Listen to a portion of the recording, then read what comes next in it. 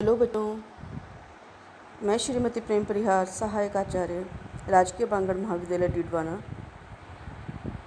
ईद और राखी के बाद आज हम फिर अपने नई क्लास की ओर अग्रसर हैं और आज हम पढ़ेंगे बीकॉम पार्ट सेकंड के सेकंड पेपर के आगे का चैप्टर, और जिसमें हम पढ़ेंगे भारत में बैंकिंग व्यवस्था या बैंकिंग प्रणाली।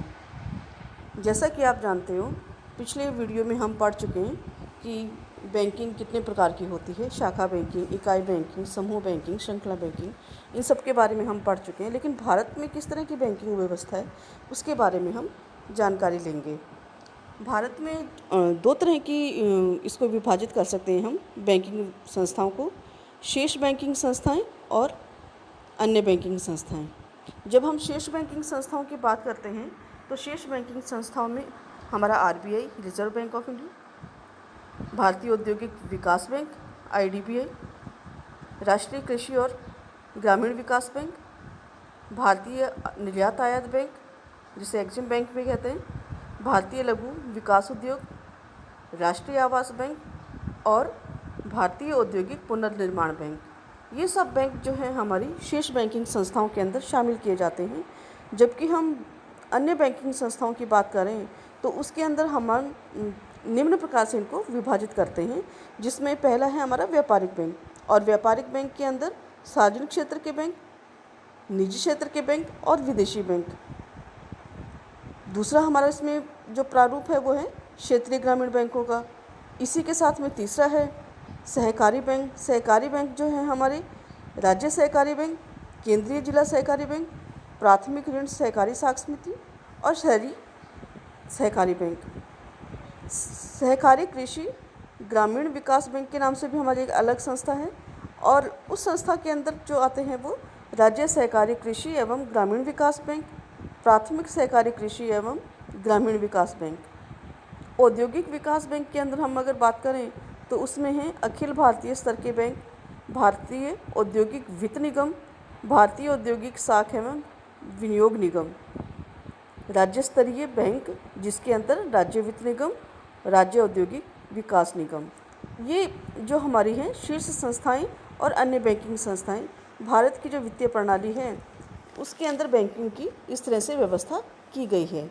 अब हम इन संस्थाओं के बारे में एक एक थोड़ी सी संक्षिप्त जानकारी प्राप्त करेंगे। पहले हम पढ़ते हैं आरबीआई बैंक को। पहले भी हम पढ़ चुके हैं इसके बारे में। 1934 में अधिनियम जो हमारा बना था उसके अंदर हम आरबीआई बैंक की स्थापना करते हैं। आरबीआई बैंक जो है हमारा 1 अप्रैल 1935 को एक विशेष अधिनियम भारतीय रिजर्व बैंक अधिनियम 1934 के अंतर्गत बनाया गया है। इसका 1 जनवरी 1949 में राष्ट्रीयकरण कर दिया गया। रिजर्व बैंक ही एक ऐसी संस्था है जो बैंकों का बैंक और इन बैंकों का अंतिम ऋणदाता और मार्गदर्शक है। यह देश के विदेशी विनिमय कोषों का संरक्षक है, देश की साख व्यवस्था को नियंत्रित करता है, मौद्रिक नीति का संचालन करता है, देश की सरकार के बैंकर एवं सलाहकार के रूप में कार्य करता है। यह विभिन्न प्रकार के आंकड़ों का संकलन करता है, समाशोधन गृह के रूप में कार्य करता है, देश के बहुमूल्य धात्विक कोषों को अपने संरक्षण में रखता है। अगला है हमारा भारतीय औद्योगिक विकास बैंक। भारतीय औद्योगिक विकास बैंक की स्थापना 1964 में रिजर्व बैंक की सहयोगी संस्था के रूप में देश में दीर्घकालीन औद्योगिक वित्त व्यवस्था की स्थापना के लिए की गई थी। 1976 में इस बैंक को एक अलग संस्था के रूप में रिजर्व बैंक से अलग कर दिया गया। अब यह बैंक भारत में औद्योगिक वित्त व्यवस्था के लिए सबसे बड़ा बैंक है, और यह बैंक नए औद्योगिक उपक्रमों की स्थापना, उनके विस्तार, उनके आधुनिकीकरण के लिए प्रत्यक्ष ऋण सहायता प्रदान करता है। यह औद्योगिक ऋणों के साथ साथ पुनर्वित्त व्यवस्था, व्यापारिक बैंकों, राज्य वित्त निगमों को उनके दिए गए ऋणों को पुनर्वित्त की सुविधा भी प्रदान करता है, और उपयुक्त बिलों की पुनर्कटौती करने का भी काम करता है। 1992 के बाद में इसने मर्चेंट बैंकिंग की तथा विदेशी मुद्रा सेवाएं भी प्रारंभ की हैं। अगला है हमारा राष्ट्रीय कृषि एवं ग्रामीण विकास बैंक, जिसे हम नाबार्ड के नाम से भी जानते हैं। ग्रामीण क्षेत्रों में कृषि तथा संबद्ध कार्यों के लिए पुनर्वित्त सुविधा के लिए 12 जुलाई 1982 को इस बैंक की स्थापना की गई। यह बैंक राज्यों को भी ऋण प्रदान करता है और राज्य सहकारी बैंकों के अंश खरीदने के लिए 20 वर्ष तक की अवधि के ऋण दे सकता है। यह बिलों की पुनर्कटौती करता है तथा विदेशी भुगतानों की गारंटी देता है। इस बैंक की स्थापना से देश के पूंजीगत और भारी उद्योगों के निर्यातों को बढ़ाने में काफ़ी सहायता मिली है। अगला है हमारा SIDBI, small industrial development bank, भारतीय लघु उद्योग विकास बैंक। देश के लघु उद्योगों को पर्याप्त वित्तीय सहायता उपलब्ध कराने के उद्देश्य से अप्रैल 1990 में इस बैंक की स्थापना की गई। इस बैंक ने निर्यातोन्मुख लघु उद्योग इकाइयों को प्रोत्साहन देने के लिए एक नई योजना प्रारंभ की, जिसके अंतर्गत उन्हें आसान शर्तों पर ऋण देने के साथ साथ 25,000 रुपये तक के अनुदान की व्यवस्था की गई। अब यह बैंक लघु उद्योगों के विकास के लिए बहुत ही महत्वपूर्ण भूमिका निभाता गया है। बैंक को बैंकिंग नियमन अधिनियम 1949 में संशोधन कर सहकारी बैंकों तथा क्षेत्रीय ग्रामीण बैंकों के निरीक्षण का कार्य भी दिया गया है। एग्जिम बैंक यानी कि आयात निर्यात बैंक, देश के निर्यातों को प्रोत्साहन देने के हिसाब से मार्च 1982 में इस संस्था की स्थापना की गई। यह बैंक देश के आयात निर्यात के लिए वित्तीय सुविधाएं उपलब्ध कराता है। यह बैंक देश के विदेशी व्यापार संवर्धन हेतु तकनीकी सलाह देने के साथ साथ शोध एवं सर्वेक्षण का कार्यों को भी प्रोत्साहन देता है। भारतीय निर्यात आयात बैंक एक विशेष प्रकार की संस्था है और इसका उद्देश्य देश की भुगतान संतुलन व्यवस्था को बनाए रखना है और उसमें सहयोग प्रदान करना है। इसके लिए वह विभिन्न प्रकार के निर्यातों और आयातों में अपनी वित्तीय सुविधाएं प्रदान करता है। अगला है हमारा राष्ट्रीय आवास बैंक। भारत में आवास तथा बेरोजगारी की समस्या का समाधान करने के लिए गृह निर्माण कार्यों को वित्त व्यवस्था प्रदान करने हेतु 1988 में राष्ट्रीय आवास बैंक की स्थापना की गई। यह बैंक न केवल गृह निर्माण के कार्यों के लिए अधिकाधिक वित्त की व्यवस्था करता है, वरन समाज के कमजोर और पिछड़े वर्ग के लिए आवास वित्त व्यवस्था उपलब्ध कराने में भी अग्रणी भूमिका निभाता है। अगला है भारतीय औद्योगिक पुनर्निर्माण बैंक।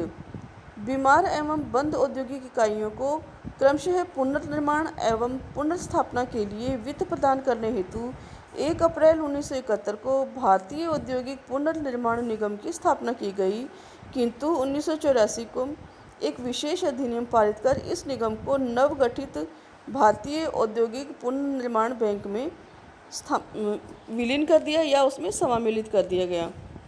अब यह बैंक देश की बीमार एवं बंद औद्योगिक इकाइयों के पुनर्निर्माण एवं पुनर्स्थापना के लिए वित्तीय संस्थाओं की स्थापना करता है, व्यवस्था करता है। अगली हमारी अन्य संस्थाओं में अध्ययन करेंगे हम। पहला है हमारा व्यापारिक बैंक। व्यापारिक बैंक में है सार्वजनिक बैंक। व्यापारिक बैंक होते क्या हैं, उनके अंदर हम देख लेते हैं कि किन्हें कहेंगे हम व्यापारिक बैंक। व्यापारिक बैंक से अभिप्राय उन बैंकों से हैं जो संयुक्त स्कंद बैंक के रूप से सामान्य बैंकिंग की व्यवस्था करते हैं, व्यापारियों, उद्योगपतियों, व्यवसायियों अथवा कृषि कार्यों के लिए अल्पकालीन ऋण प्राय प्रदान करते हैं।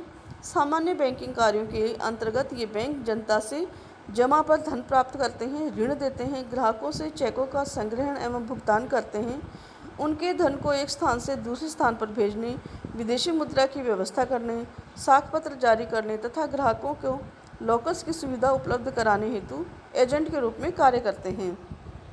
ये बैंक 2 तरह के बैंक होते हैं, जिनमें पहला है अनुसूचित बैंक। अनुसूचित बैंकों से अभिप्राय उन बैंकों से हैं जिनका नाम रिजर्व बैंक की द्वितीय अनुसूची में शामिल किया जाता है। इस अनुसूची में अगर बैंकों के नाम शामिल किए जाते हैं तो उन्हें कई प्रकार की शर्तें माननी पड़ती है, जिसमें बैंकों की प्रदत्त पूंजी और कोष 5 लाख रुपए से कम नहीं होने चाहिए, बैंक का कार्य उसके जमाकर्ताओं के हितों के विरुद्ध नहीं हो, यदि यह विदेशी बैंक है तो उस बैंक के देश में भारतीय बैंकों के विरुद्ध कोई अनुचित नियम या प्रतिबंध लागू नहीं हो। ऐसे बैंक अगर कोई हो और उनका द्वितीय अनुसूची में हम शामिल करते हैं तो उन्हें प्राय निम्न प्रकार की सुविधाएं मिलती हैं। जैसे ऐसे बैंक रिजर्व बैंक से बैंक दर पर ऋण प्राप्त करने के अधिकारी हो जाते हैं। ऐसा बैंक स्वतः समाशोधन गृह का सदस्य बन जाता है और ऐसे बैंक को रिजर्व बैंक प्रथम श्रेणी के बिलों की पुनर्कटौती सुविधा प्रदान करता है। चूँकि ये सुविधाएं इस तरह की हैं कि कोई भी बैंक अगर वो स्थापित होता है तो वो अपने आप को पहले द्वितीय अनुसूची में ही शामिल करवाता है ताकि उसे रिजर्व बैंक से समय समय पर इस प्रकार की सुविधाएं मिलती रहें। गैर अनुसूचित बैंक जिन बैंकों का नाम भारतीय रिजर्व बैंक की द्वितीय अनुसूची में शामिल नहीं होता है उन्हें गैर अनुसूचित बैंक कहते हैं। अब ये व्यापारिक बैंक जो हैं ये 3 प्रकार के हैं हमारे यहाँ: सार्वजनिक क्षेत्र के बैंक, निजी क्षेत्र के बैंक और विदेशी व्यापारी बैंक। सार्वजनिक क्षेत्र के बैंक वे बैंक हैं जो सरकार के दिशा निर्देशों अनुसार कार्य करते हैं, जिनका हमने राष्ट्रीयकरण करके और देश को समर्पित कर दिया है। हम सब जानते हैं कि 19 जुलाई 1969 को एक अध्यादेश के द्वारा पहले 14 निजी व्यापारिक बैंकों का राष्ट्रीयकरण किया गया। इन बैंकों की कुल जमाएं 50 करोड़ रुपए से अधिक थी, उन्हें हमने सरकारी स्वामित्व में लिया। दूसरे चरण में हमने 6 और निजी बैंकों को अपने राष्ट्रीयकरण करके स्वामित्व में लिया। अब इन बैंकों का समय समय पे समामेलन करके एक दूसरे बैंकों में मिला लिया जा रहा है। तो ऐसे समय में वर्तमान की जब हम बात कर रहे हैं तो कम से कम 12 बैंक ऐसे हैं जो सार्वजनिक बैंकों के रूप में काम कर रहे हैं। अभी भविष्य में इन बैंकों को और मर्ज किए जाने की संभावना है और सरकार ये चाहती है कि कम से कम 4 या 5 मुख्य प्रकार के बैंक हों जो सार्वजनिक रूप में काम करें और इन बैंकों के अंदर अनेक प्रकार की, जैसे हम बात कर चुके हैं, शाखा प्रणाली अपनाई जाए और देश के औद्योगिक विकास के लिए काम करे, देश की अर्थव्यवस्था के विकास के लिए काम करें। निजी क्षेत्र के बैंक, निजी क्षेत्र के व्यापारिक बैंक उन बैंकों को कहते हैं जो निजी व्यक्तियों या संस्थाओं द्वारा स्थापित संयुक्त पूंजी बैंकर के रूप में काम करते हैं। विदेशी व्यापारिक बैंक, इसके अंतर्गत विदेशी बैंकों की शाखाओं का समावेश होता है जो भारत में काम कर रही हैं। क्षेत्रीय ग्रामीण बैंक, देश के राष्ट्रीयकृत बैंकों द्वारा ग्रामीण क्षेत्रों में वित्त व्यवस्था तथा बचतों को एकत्रित कर पूंजी निर्माण की ओर अग्रसर करने के लिए ये बैंक काम करते हैं। भारत में इस प्रकार के बैंकों का मुख्य भूमिका जो है ग्रामीण क्षेत्रों के अंदर विकास करने के लिए है, कृषकों की समस्याओं के समाधान करने के लिए है, क्षेत्रीय विकास करने के लिए है। सहकारी बैंक, भारत में विभिन्न प्रकार के राज्यों में सहकारी बैंकों का त्रिस्तरीय ढांचा है, जिनमें शीर्ष स्तर पर राज्य सहकारी बैंक होता है, जिला स्तर पर केंद्रीय सहकारी बैंक होता है तथा स्थानीय स्तर पर प्राथमिक ऋण सहकारी समितियां होती हैं। आजकल शहरी सहकारी बैंक भी कार्यरत हैं। भारत में ग्रामीण और शहरी क्षेत्रों में इस प्रकार की व्यवस्थाएं की गई हैं। ये बैंक 1956 के भारतीय बैंकिंग अधिनियम के अंतर्गत काम करते हैं। ये बैंक प्राय अल्पकालीन एवं मध्यकालीन ऋण प्रदान करते हैं। इन ऋणों का पुनर्वित्त व्यवस्था राज्य सहकारी बैंकों के माध्यम से नाबार्ड द्वारा की जाती है। सहकारी कृषि एवं ग्रामीण विकास बैंक, भारत में कृषि एवं दीर्घकालीन ऋणों की पूर्ति करने हेतु सहकारी कृषि एवं ग्रामीण विकास बैंकों द्वारा भूमि को बंधक रखकर इस प्रकार की ऋण व्यवस्था की जाती है। इनकी व्यवस्था के अंतर्गत राज्य स्तर पर राज्य सहकारी कृषि एवं ग्रामीण विकास बैंक होता है, जबकि स्थानीय स्तर पर प्राथमिक सहकारी कृषि एवं ग्रामीण विकास बैंक होते हैं। औद्योगिक विकास बैंक, औद्योगिक विकास बैंक भारत की औद्योगिक वित्त व्यवस्था हेतु शीर्ष इकाई के रूप में स्थापित किए गए हैं। इसके अंतर्गत भारतीय औद्योगिक वित्त निगम और भारतीय औद्योगिक साख एवं विनियोग निगम स्थापित किए गए हैं। राज्य स्तर पर भी अलग अलग राज्यों में औद्योगिक वित्त प्रदान करने के लिए औद्योगिक वित्त निगम की स्थापना की गई है। इस प्रकार भारत में बैंकिंग व्यवस्था का एक बड़ा ही आधार, व्यापक आधार है और ये आधार जो है हमारा बहुत ही मजबूत है और देश के विभिन्न क्षेत्रों में अनेक प्रकार के कार्य करके देश की अर्थव्यवस्था को मजबूती प्रदान करते हैं।